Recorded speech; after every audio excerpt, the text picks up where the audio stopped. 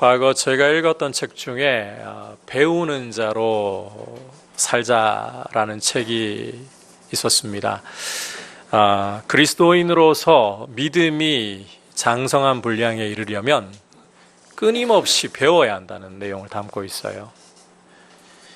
제가 주식회사 장성군 이야기를 우리 장년부에게 필독서로 제시해드리고 이것을 읽고 마지막 주에 나눔을 가지게 하는 이유도 바로 여기에 있습니다.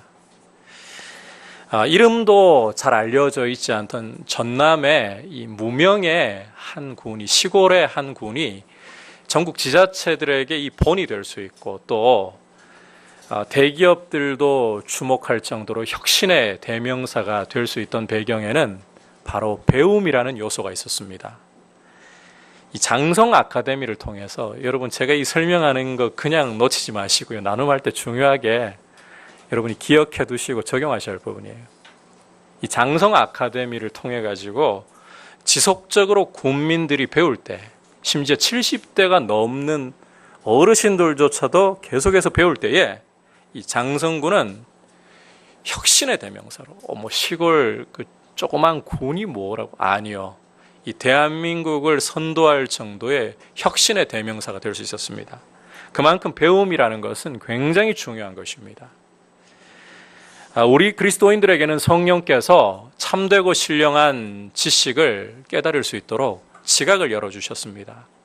게다가 우리에게는 너무나도 귀한 선물인 성경을, 이 생명의 말씀을 주셨습니다. 따라서 이 귀한 선물을 받은 우리는 평생을 배우는 자로 살아가야 되는 거예요.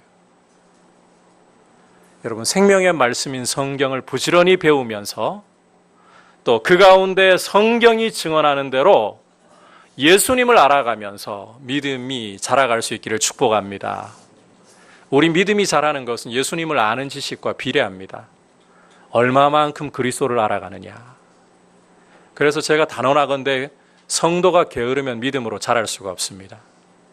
여러분, 성도는 시간이 남아 돌고 여유가 남아 도는 사람이 아닙니다. 부지런히 주의 말씀을 읽고 그 말씀 속에 주님을 알아가기 위해 씨름하면서 성령의 도우심을 구하면서 주님을 알아가면서 계속 믿음이 자라가야 되는 사람이에요. 게으르면 절대로 믿음이 자랄 수가 없어요. 게으르지 마시기를 바랍니다. 성령으로 뜨거워진 가슴으로 주의 말씀을 더욱 가까이 하면서 주님을 알기를 원합니다. 이 소원이 우리 안에 넘치기를 축복합니다. 그래서 계속 부지런히 말씀을 보고 말씀을 듣고 말씀을 묵상하고 내가 예수님 알기를 원합니다. 그래야 자라요. 오늘 우리가 함께 공부할 말씀은 이제 3장, 요한복음 3장 내용을 요약하는 말씀입니다. 특별히 이 말씀은 예수님의 탁월하심을 보여주는데 초점이 맞춰져 있어요. 우리가 함께 이 말씀을 공부하면서 예수님의 탁월하심을 함께 묵상하면서 예수님을 더 알아가는, 우리 믿음이 더욱 자라는 발판으로 귀하게 삼을 수 있기를 바랍니다. 자, 먼저 예수님의 탁월하심 첫 번째 부분은 한번 따라 합시다. 만물 위에 계심으로 드러납니다. 예수님의 존재 자체가 탁월하시다는 겁니다. 예수님의 탁월하심은 만물 위에 계시다는 사실로 드러나는 거예요. 존재가 탁월하시다는 것으로. 31절을 보시면 위로부터 오시는 이는 만물 위에 계시다는 말씀과 끝부분에 하늘로부터 오시는 이는 만물 위에 계시다는 말씀을 볼 수가 있습니다. 여기서 위로부터 오시는 이와 하늘로부터 오시는 이가 같은 표현이고 이 두 표현 다 예수님을 가리킨다는 거 여러분 충분히 설명하지 않아도 아실 수가 있을 겁니다. 주목할 것은 하늘로부터 오시는 예수님을 가리켜서 만물 위에 계시는 분이다. 거듭 만물 위에 계시는 분이다. 이렇게 강조하는 것을 보아야 합니다. 이것은 바로 예수님의 탁월하심. 다시 말해서 어떠한 만물이라 할지라도 예수님의 이 탁월하심에 비길 수 있는 것이 없다. 이 사실을, 예수님의 탁월하심을 강조하는 표현입니다. 그런데 혹시라도 이 표현을 예수님이 그저 피조물 중에 으뜸이라고 탁월하심을 상대적으로 생각할 가능성이 혹시라도 일어날까 봐 높아심에서 말씀을 드려요. 여러분, 실제로 초대교회 안에서부터 보면 예수님을 피조물 중에 으뜸이다, 이렇게 잘못 생각하는 거짓 교사들과 이단들이 일어났습니다. 여기 예수님이 만물 위에 계시다는 것은 강조하는데 피조물 중에서 으뜸이다, 이런 상대적인 탁월하심 아니에요. 이것은 어떤 것과도 비교할 수 없는 절대적인 탁월하심. 절대적인 탁월하심.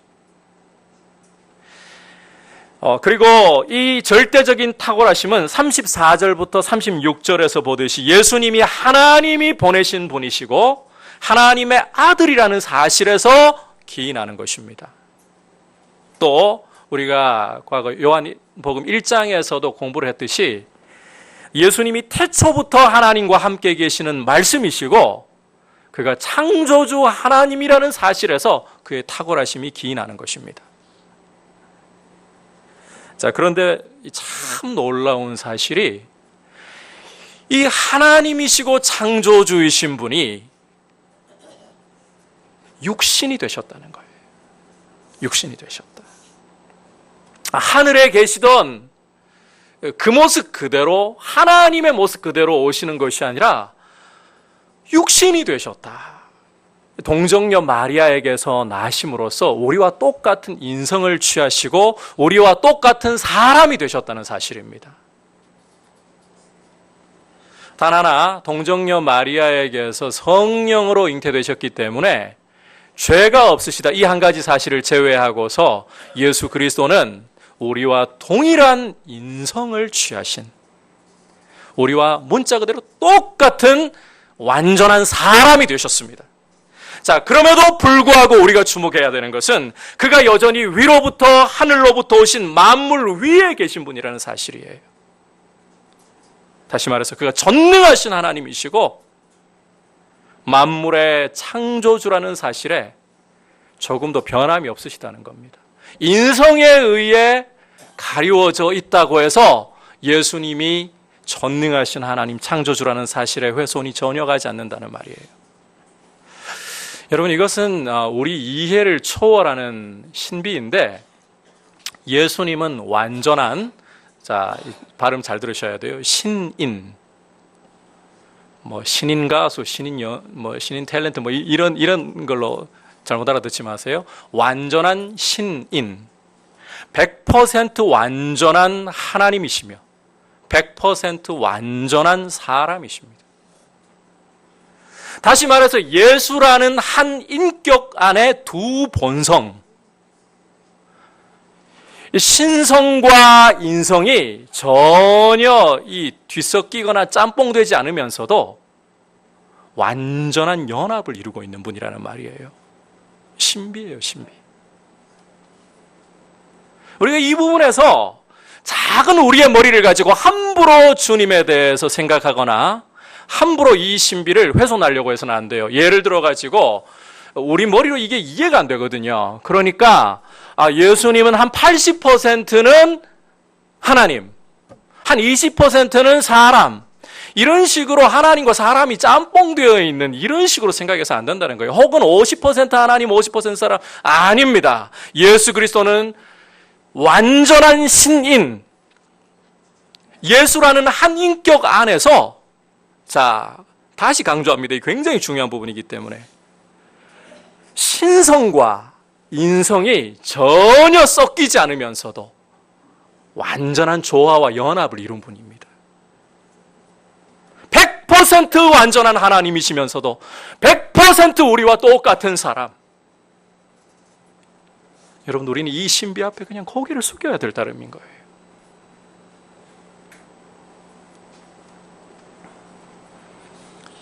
우리가 예수 그리스도를 바라볼 때 이 땅에 육체로 오셨습니다. 그럼에도 불구하고, 자, 우리와 똑같은 사람임에도 불구하고 성도는 예수님 안에서 탁월하심을 봐야 되는 거예요. 그는 위로부터 오신 분이고 만물 위에 계시는 완전하신 하나님, 조금의 손상이나 훼손도 없이 완전하신 하나님이시구나. 그리스도에 대한 이 탁월하심을 우리가 성령 안에서 더 깊이 알아가면서 주님을 더욱더 경배하는 모습으로 나아갈 수 있기를 축복합니다. 두 번째로 예수님의 탁월하심은 한번 따라합시다. 하나님의 말씀을 하시면서 드러납니다. 예수님의 탁월하심은, 이 우월하심은 하나님의 말씀을 하시면서 드러나는 거예요. 이 사역이 탁월하시다는 겁니다. 다시 31절로 돌아가서 중간 부분을 보시면 땅에서 나니는 땅에 속하여 땅에 속한 것을 말하느니라 라고 말씀하는 걸 볼 수가 있어요. 자, 여기 땅에서 나니라는 표현은 이 하늘로부터 오신 이하고 대조를 이루잖아요. 그래서 자칫 이 부정적으로 아담의 피를 물려받은 아주 더러운 죄인, 이런 표현으로 오해를 하기가 쉬워요. 그런데 우리가 성경을 읽고 해석할 때는 항상 염두에 둬야 될 게 문맥 안에서 봐야 된다는 겁니다. 여러분께서 성경을 읽을 때 꽂힌다고 해가지고 어떤 한 단어만 문맥에서 뚝 떼가지고 한 구절만 뚝 떼가지고 그렇게 성경을 해석하면 성경은 입맛대로 바꿀 수 있어요. 이 사탄이 예수님을 시험하는 장면을 보면 두 번째 시험, 예수님을 성전 꼭대기에다가 세워놓고는 뛰어내리라 그러면 시편 91편을 인용하면서 그가 천사를 보내어 너의 발이 돌에 부딪히지 않게 하리라. 원래 그런 문맥이 아니에요. 사탄은 이 말씀을 뚝 떼어가지고 자, 성전 꼭대기에서 뛰어내리면 사람들이 우와, 천사들이 받쳐주니까 우와, 주목받는 메시아, 사람들에게 영광을 얻는 왕이 되라는 거잖아요. 그런데 그 문맥은 전혀 그런 뜻이 아니에요. 시편 91편을 보면 성도가 고통 중에서 하나님을 의지할 때 하나님이 보호해 주신다, 이런 뜻이지, 고난 중에서 하나님의 보호를 말씀하는 거지 전혀 그런 뜻이 아니에요. 그러니까 우리가 성경을 읽을 때 문맥을 굉장히 중요하게 여겨야 돼요. 오늘 우리가 읽은 이 말씀 바로 앞에 있는 그 22절부터 30절까지의 내용을 읽어보시면 예수님이 유대 땅으로 가셔서 거기에 머무시면서 사람들에게 세례를 베푸시는 장면을 기록을 하고 있습니다. 그리고 이 세례를 베푸시는 것을 보고서 세례 요한의 제자들이 보이는 반응과 또 세례 요한의 반응을 기록을 하고 있어요. 자, 세례 요한의 제자들이 이제 예수님 세례 베푸시니까 사람들이 몰려가는 걸 보면서 굉장히 마음이 불편해지고 불쾌해지는 거예요. 우리 스승에게 세례받은 사람일 뿐인데, 아니 저 사람이 세례를 베푸니까 이제 사람들이 다 저기로 몰려간다? 우리 선생님은 어떻게 되는 거야? 그래서 이 불평을 요한에게 쏟아놓는데요, 그럴 때 요한이 뭐라고 대답을 하는가 하면 조금만 각색을 할게요. 너희가 왜 불평하느냐? 내가 그리스도가 아니라는 건 너희들이 오히려 더 잘 증언할 수 있지 않느냐? 그분이 흥하셔야 하겠고 나는 쇠하여야 하리라. 자, 이 앞에 문맥을 보면 세례 요한은 예수님을 메시아로서 한없이 높여드리면서 반대로 자신은 메시아를 증언하는 소리에 지나지 않는다. 소리는 메시지를 전하면 없어져 버려도 된다. 자기를 무한히 낮추고 있습니다. 대조를 이루고 있어요. 예수님과 자신의 대조를 이루고 있어요. 자, 바로 이 말씀에 이어서 사도 요한이 위로부터 오시는 분과 자, 땅에서 나오는 일을 대조시키고 있습니다. 그렇다면 문맥상 이 두 표현은 예수님과 세례 요한의 대조를 말하는 것으로 우리가 해석을 해야 된다는 거예요. 따라서 땅에서 난 이는 땅에 속해서 땅에 속한 것을 말한다. 이것은 부정적인 이야기를 하는 것이 아니라 세례 요한과 그의 사역의 특성을 이야기하는 것이라는 말로 우리가 알아들어야 되는 거예요. 예수님의 우월하심과 비교해 볼 때에 요한은 아무리 잘났다 한들 땅에 속한 흙덩이에 지나지 않는 인생일 뿐이다. 그의 사역 역시도 아무리 위대하다 할지라도 땅을 넘어설 수가 없다. 지금 이 이야기를 하고 있는 것입니다. 반면에 자, 이제 정말 주목해야 될 것은 위로부터 하늘로부터 오시는 분이신 예수님의 사역은 어떠한가? 자, 우리 함께 34절을 통해서 확인해 보겠습니다. 시작. 하나님이 보내신 이는 하나님의 말씀을 하나니 이는 하나님이 성령을 한량없이 주심이니라. 자, 요한은 예수님을 가리켜서 하나님의 말씀을 하는 분이다, 이렇게 묘사를 하고 있어요. 우리가 이 부분 배경을 좀 생각을 하고 봐야 돼요. 성경을 여러분께서 보실 때 구약적인, 특히 신약은 구약적인 배경을 간과해 버리시면 안 돼요. 구약 시대에 하나님의 말씀을 받아가지고 사람들에게 전한 이들이 누구입니까? 선지자들이었죠. 자, 이 선지자들이 하나님께로부터 말씀을 받아서 전하기 위해서 필수적으로 갖춰야 될 조건이 있었어요. 이 조건만큼은 필수적이에요. 어떤 조건인가? 여러분 뭐라고 생각하십니까?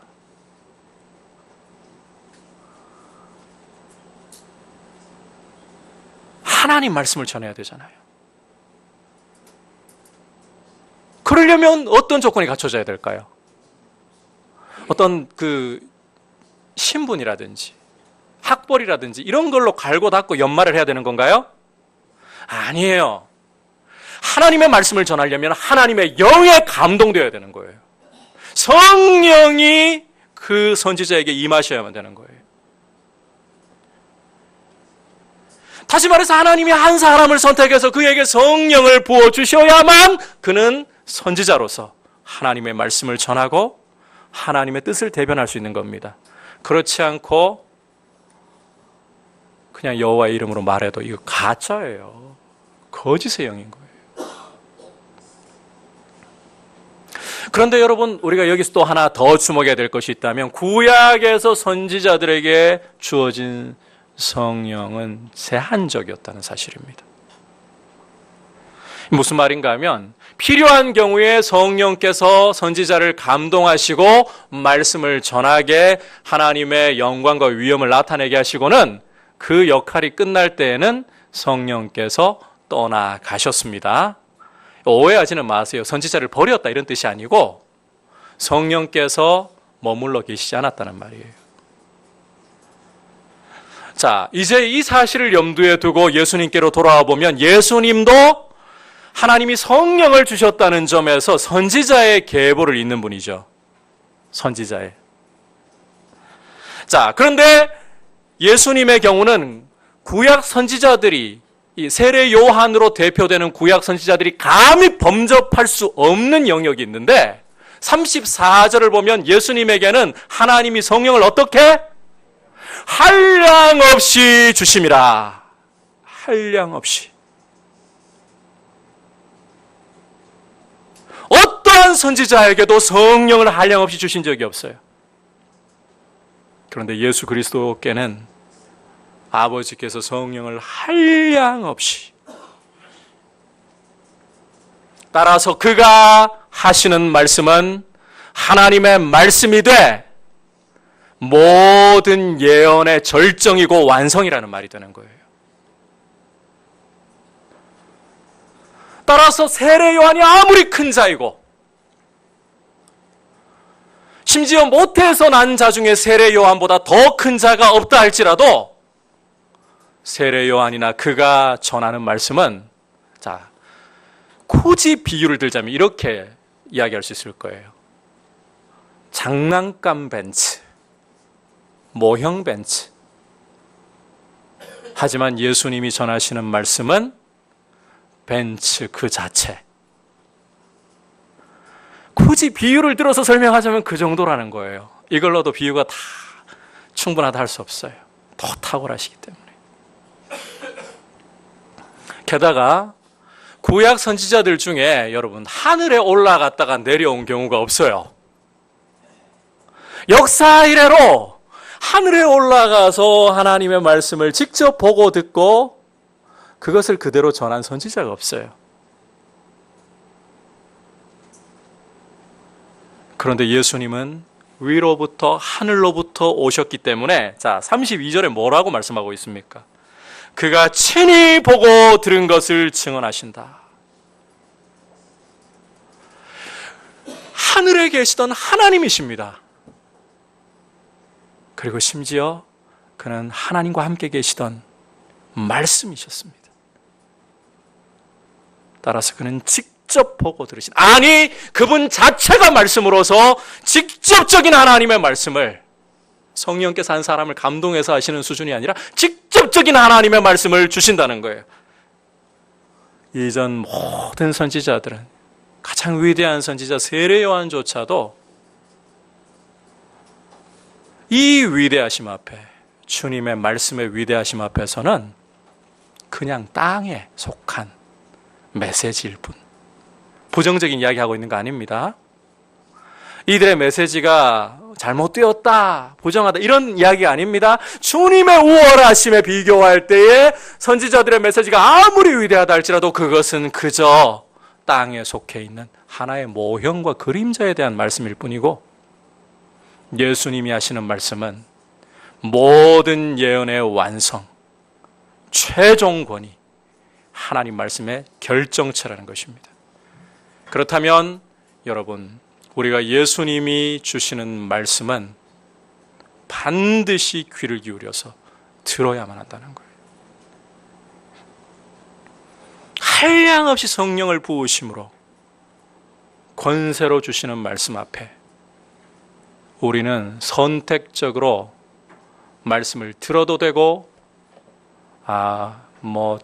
내 마음에 좀 안 맞으니까 안 들어도 되고, 컨디션 좋을 때는 아멘, 컨디션이 나쁠 때는 좀 뒤로 미루죠. 그럴 수 없다는 겁니다. 예수님의 말씀은 하늘로부터 그대로 주어지는 계시의 절정입니다. 말씀 앞에 여러분 귀를 기울여야 되는 거예요. 이 부분은 이제 이어지는 예수님의 탁월하심과도 굉장히 또 계속해서 밀접한 관계를 가지게 되는데, 마지막 예수님의 탁월하심, 오늘 말씀에서 증언하는 마지막 탁월하심 한번 따라 합시다. 만물에 대한 권세를 가지시면서 드러납니다. 특별히 예수님은 영생과 심판을 주시는 분이라는 이 이야기를 강조하고 있는 겁니다. 35절, 36절 함께 읽겠습니다. 시작. 아버지께서 아들을 사랑하사 만물을 다 그의 손에 주셨으니 아들을 믿는 자에게는 영생이 있고 아들에게 순종하지 아니하는 자는 영생을 보지 못하고 도리어 하나님의 진노가 그 위에 머물러 있느니라. 자, 예수님의 탁월하심, 우월하심이 이제는 절정으로 드러나는 대목이에요. 이것은 하나님 아버지께서 아들을 사랑하시고 만물을 다 그의 손에 주셨다. 즉 만물에 대한 권세를 주셨다는 것입니다.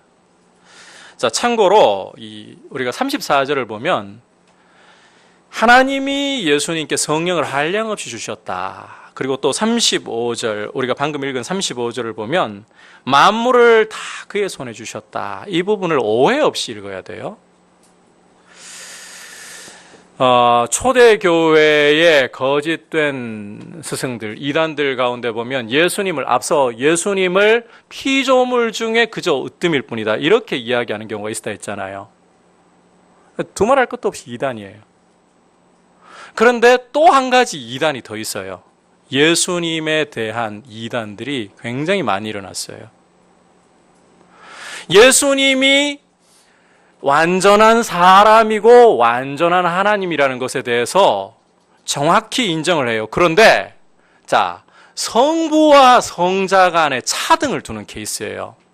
자칫 이 말씀 보면 성부 하나님은 더 우월하시고 성자는 아버지께서 성령을 주셨다, 만물을 다스리는 권세를 주셨다, 이러니까 받아서 이 권세를 누리는, 자칫 아버지보다는 열등한 분, 신성에도 차등이 있다, 성부는 더 우월하고 성자는 좀 열등하고, 이런 식으로 생각하는, 이게 이단적인 가르침이에요. 오늘 우리가 보고 있는 말씀은 전혀 그런 뜻이 아닙니다. 여러분, 지금부터는 조심하면 안 돼요.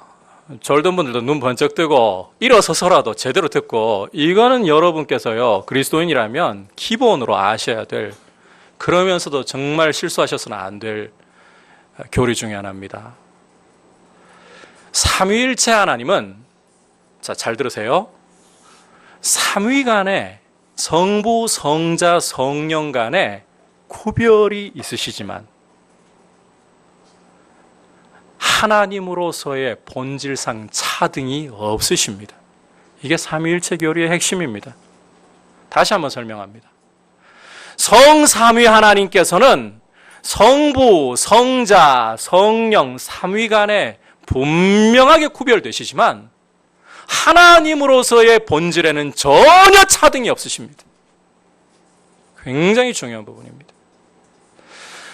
여러분, 여기에서 우리가 과거에 주일학교 때 종종 듣곤 했던 저 삼위일체에 대한 잘못된 이야기 하나 좀 짚고 가야 될 것 같아요.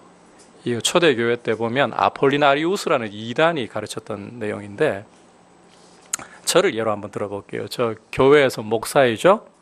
집에 가면 저희 아들내미, 딸내미에게는 아빠이죠. 동네에 나오면 지나가는 아이들한테는 아저씨죠. 똑같은 사람인데 때에 따라 가지고는 목사, 때에 따라서는 아빠, 때에 따라서는 아저씨. 이걸 삼위일체 교리로 가르쳤어요. 이거 이단이에요, 이단. 원래 이단적인 가르침이에요. 여러분, 하나님은, 성삼위 하나님은 성부, 성자, 성령 간에 분명하게 구분되십니다. 이 위격 간에 세 분이라고 하면 안 돼요. 삼신도 아니고, 그죠? 한 분 하나님이신데 삼위로 분명히 구별되시면서도 이 삼위는 동등하신 하나님, 영광과 권세와 능력이 조금도 차등이 없으십니다. 자, 그렇다면 왜 성부께서는 성자에게 성령을 주신다? 만물을 그 손에 다 주신다, 이런 표현을 쓰는 걸까요? 표현만 따지고 본다면 분명히 성부는 더 위대하시고 성자는 똑같은 하나님이라도 좀 열등하신 분이다, 이렇게 느껴지는데요. 근데 여러분, 이것은 절대 차등을 표현하는 설명이 아닙니다. 오히려 이것은 계급과 차등의 표현이 아니라, 잘 들으세요, 성육신하신 성자께서 아버지와 가지시는 관계를 보여주는 표현이에요. 자, 예수님이 성육신하셔서 아버지와 가지시는 관계는 아들로서 아버지께 철저히 순종하시는 것입니다. 앞으로 요한복음을 공부할수록 이 부분이 더 분명하게 드러날 거예요. 자, 성자께서, 여러분 이 설명 잘 들으세요. 이 부분은 다시는 오해가 없도록. 성자께서 우리와 똑같은 인성을 취하셨잖아요. 그리고 우리 인류의 대표가 되셨잖아요. 그러하기 때문에 아들이 아버지께 철저히 순종하시는 거예요. 이해하시겠어요? 신성에서 차이가 나는 게 아니라는 말이에요. 하나님으로서 좀 더 우월하고 열등하고 그 차이가 아니라는 거예요. 성육신하셔서 우리와 똑같은 인간이 되셨고 인간의 대표이십니다. 따라서 아버지께 순종하심으로 우리도 아버지 앞에 순종하는 본을 따라가야 돼요. 이해하시겠죠? 그런 의미에서 순종하시고 아버지께로부터 받으신다, 이런 표현을 쓰는 것이지 하나님의 위격 간에 차등이 없습니다. 전혀 차등이 없습니다. 이 사실을 염두에 두고 이제 우리가 예수님의 권세에 대해서 제대로 취해야 되는 거예요. 열등한 권세 아닙니다. 예수님은 35절과 36절에서 본 것처럼 만물을 취하시는 권세, 만물을 다스리시는 권세, 가장 높은 권세를 가지고 계신다는 거예요. 그 증거로 예수님에게는 영생을 주시고 심판하실 권세가 있으시다는 것입니다. 여러분, 만물을 그 뜻대로 주관하시면서 만물을 그 손에 쥐고 계시면서 영생과 심판을 주실 수 있는 권세보다 더 큰 권세가 어디에 있겠습니까? 따라서 이 권세 앞에, 이제 이 권세 앞에 우리 인생은 결론이 이렇게 가야 되는 거예요. 반드시 순복해야 된다는 것입니다. 반드시. 그런데 오늘 말씀에서는 두 가지 반응을 인생이 보인다 그래요. 두 가지 반응을. 32절 후반부를 보시면 그의, 예수님의 증언을 받는 자가 없도다. 이어 33절을 보시면 그의 증언을 받는 자는 하나님이 참되시다는 것을 인쳤느니라. 세상의 두 반응은 예수님을, 말씀을 그대로 받아들이든지 거부하든지 이 둘밖에 없습니다. 이 두 반응을 보입니다. 36절에서는 이 두 반응을 아들을 믿는 자, 그리고 아들에게 순종하지 않는 자로 표현을 하고 있습니다. 예수님을 믿든지 그 말씀을 순종하지 않든지, 이 두 반응입니다. 세상이 이 두 반응을 보이고 있습니다. 그리고 여러분, 여기에 따른 결과는 다음과 같습니다. 아들에게 순종하지 않는 자는, 다시 말해서 예수 그리스도를 믿지 않는 자에게는, 그 말씀을 거부하는 자에게는 따라합시다. 하나님의 진노가 그 위에 머물러 있나니. 여러분, 예수님 사랑이신데 어떻게 진노를 말씀하시냐고요? 아닙니다. 이 크신 주님 앞에 존재가 탁월하시고 사역이 탁월하시고 가장 높으신 권세를 가신 주님 앞에 순종하지 않으면, 믿음으로 그분 발에 입 맞추지 않으면 하나님의 진노가 그 위에 머물러 있나니. 학벌로도 이 진노를 거두어낼 수 없습니다. 돈으로도 이 진노를 거두어낼 수 없습니다. 그리스도를 믿지 않으면 하나님의 진노가 그 위에 머물러 있습니다. 반면에 아들을 믿는 자에게, 그의 말씀을 믿고 순종하는 자에게 따라합시다. 영생을 주십니다. 여러분, 우리가 이전에 어떠한 사람이었던가는 하나님 앞에 중요하지 않습니다. 어차피 우리들은 불쾌해도 뭐 어떻게 하겠어요? 그렇죠? 성경이 우리에게 보여준 우리의 진실인데, 여러분, 우리가 어떤 이 예의 범절을 잘 가르치고 부모님도 상당히 품격이 있는 그런 분이어가지고 품격 속에서, 예의 범절 속에서 자라왔고, 또 거기다가 정말 부모님의 지극정성으로 정말 등골이 휘어질 정도로까지 자식들을 위해서 좋은 대학 보내려고, 인류대학 보내려고 그렇게 좋은 대학에 보내가지고 사회적인 지위를 갖추고 뭐 또 할 수 있는 모든 최고의 조건들을 갖추어가지고 잘 살 수 있다고, 그걸로 여러분 우리가 영생 얻는 거 아니잖아요. 우리가 이전에 어떤 사람이었든지, 우리 인생의 처절한 실패와 정말 인생의 바닥까지 떨어지는 그런 좌절 속에서도 깊은 죄 가운데 거했다 할지라도 우리가 한 일이 아니라 예수 그리스도를 믿고 그 말씀 앞에 순종한다면 하나님은 영생을 주신 줄 믿습니다. 이것이 그리스도께 주신 권세입니다. 여러분은 어느 편에 서 계십니까? 정말 실존적인 문제입니다. 여러분, 오늘 제가 상당히 이게 말씀을 강의하면서도 교리적인 내용들을 같이 이야기를 했기 때문에 지식적인 이야기라고 느끼십니까? 아니에요. 이 지식이 우리의 생과 사를 가르는 지식이에요. 주님의 말씀 앞에, 이 탁월하신 주님 앞에 여러분은 어느 편에 서 계시고 어떠한 태도를 가지고 계십니까? 그리스도인은 회색 지대가 없습니다. 한 발은 세상에 좀 담그고 한 발은 주님께 담그고 뭐 이렇게 적절하게 담그고 있으면 그래도 주님 어여삐 여겨주시겠지. 그렇지 않습니다. 예수 그리스도를 구주로, 주님으로 믿고 그 말씀 앞에 순종하든지 그렇지 않든지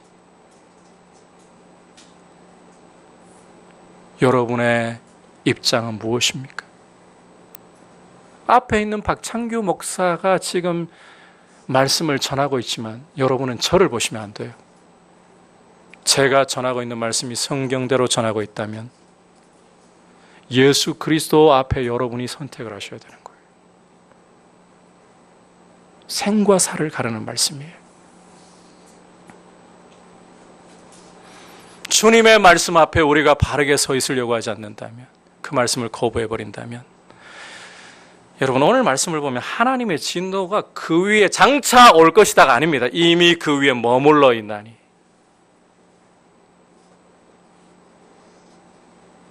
여러분, 아들에게, 왕에게 입 맞추십시오.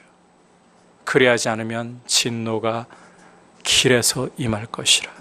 그의 진노가 급격하심이라. 그러나 왕에게 입맞추면 그분을 따르기로 우리의 마음을 드리고 결단한다면 주님은 우리를 잊어버리지 않으십니다. 영생의 은혜로 우리의 진정한 복락이 되시는 하나님 아버지와 이 생명의 사귐으로 우리를 인도하시고 하늘의 축복을 알게 하시는 길로 우리를 인도하시는 신실하신 주님이십니다. 이 주님의 영생의 은혜를 맛보고 더 충만히 맛보도록, 주님이 오신 것은 양으로 생명을 얻게 하고 더 풍성히 얻게 하려 함이라. 이 영생을 더욱 풍성히 맛보도록 주님 앞에, 그 말씀 앞에 여러분들 진실하게 서 있기를 축복합니다. 오늘 예수님의 이 탁월하심에 대해서 3장을 정리하면서 주시는 메시지 들었습니다. 거기에 합당한 반응과 그 결과가 무엇이냐?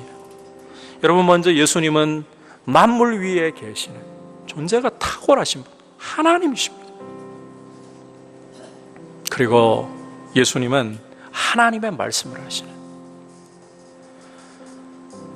성령을 하나님이 한량없이 부어주시고 직접 보고 들은 것을, 아니 그분 자체가 말씀으로서 말씀하시는 계시의 최종. 그리고 이 주님은 만물을 다스리시는, 그래서 그 말씀 앞에 우리는 어떠한 태도를 취할 것인가를 선택해야 돼요. 애매하게 서 있지 마십시오. 예수님이든지 세상이든지 둘 중에 하나입니다. 하나님의 진노가 그 위에 머무르든지 영생이든지 둘 중에 하나입니다. 중간 없습니다. 천주교처럼 림보, 연옥설 그런 거 없습니다. 성경은 분명하게 말씀하고 있습니다. 하나님의 진노 아래 있느냐, 영생이냐, 영생의 기쁨을 충만하게 누리시도록 우리는 연약해도 주님을 부르고 주님의 말씀을 붙잡으려고 여러분이 결정할 때 주님은 여러분이 아무리 연약해도 상관없습니다. 아무리 부정하고 더러운 과거를 가지고 있어도 상관없습니다. 여러분이 아무리 실패했어도 상관없습니다. 영생의 은혜로 붙들어 주신 줄 믿습니다. 이 예수 그리스도를 굳게 붙드시기를 축복합니다. 우리 같이 주님 앞에